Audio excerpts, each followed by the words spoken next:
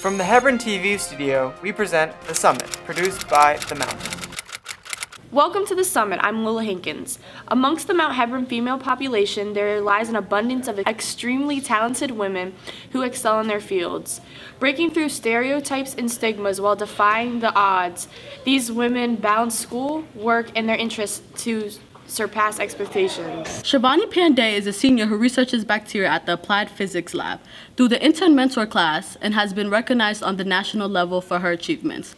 Model United Nations Secretary General and page for the Maryland General Assembly. Pandey's academic performance and extracurriculars have led to her acceptance into world-renowned Johns Hopkins University. I've been interning at the Johns Hopkins Applied Physics Laboratory for about 2 years now. Which is amazing. I started in fall of junior year, and I think in the beginning there was a pretty steep learning curve. I kind of was just thrust into the situation where I was like, okay, bacteria, petri dishes, what do I do now? Mm-hmm. So it took me a couple of months to kind of get the ropes and understand what was happening, but when things started coming together, I started pursuing my research question, and I started getting more and more excited about research, and I'm grateful for Intern Mentor for kind of guiding me and molding me into a researcher. How do you feel about the lack of women in STEM?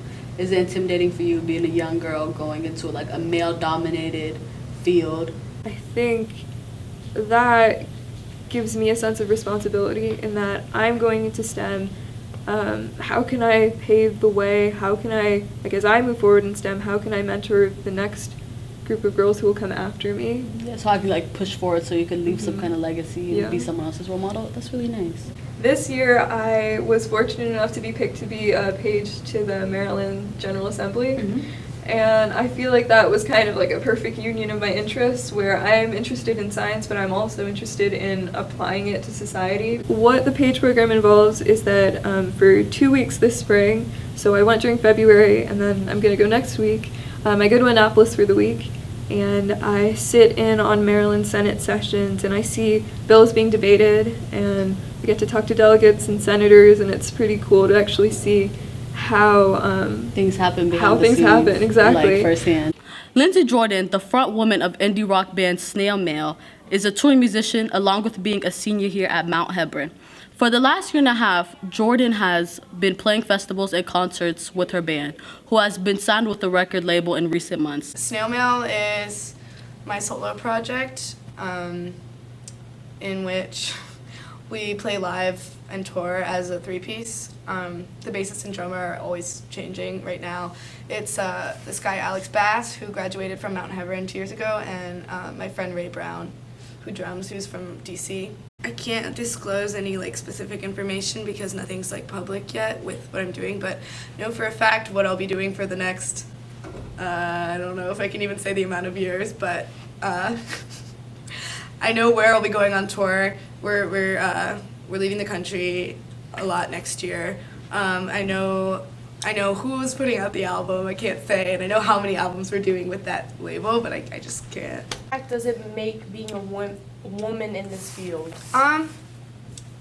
It makes you more of a token. It makes you way more exploitable. It's just something that you have to be careful of and be wary of. And unfortunately, we find ourselves playing amongst men, white men, all the time, which is it's lots of them are great musicians, but sometimes it can feel a little claustrophobic, especially when you're on a tour. Rachel Shin is a nationally recognized artist who has won the Scholastic Gold Key Awards and has been chosen to present a TEDx talk about creativity in youth. She's going to attend the Rhode Island School of Design with a major in illustration and hopes to work in pre-production for films. As a first-generation American, she devotes her life to the arts. Okay, what motivates you to work on your artistic skills?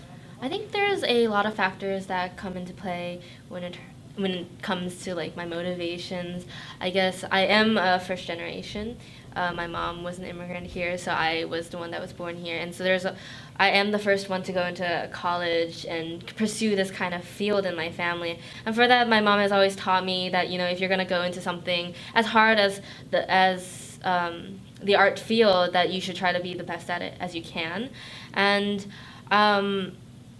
for that, like, I also want to make my mom proud of, like, she came here and worked hard, and I have to work hard as well, just to take my place in society. I guess Hollywood film direction in my arts, that area is a very male-dominated field, like many fields are, but it is particularly very male-dominated, and especially there's not that many people of color, women, who are in that field or make, like, or are big in that field. And for that, I think I'd like to be that first step. We hope to see great things from these women in the future. Thanks for watching. This has been a production of The Summit, a division of Mountain News.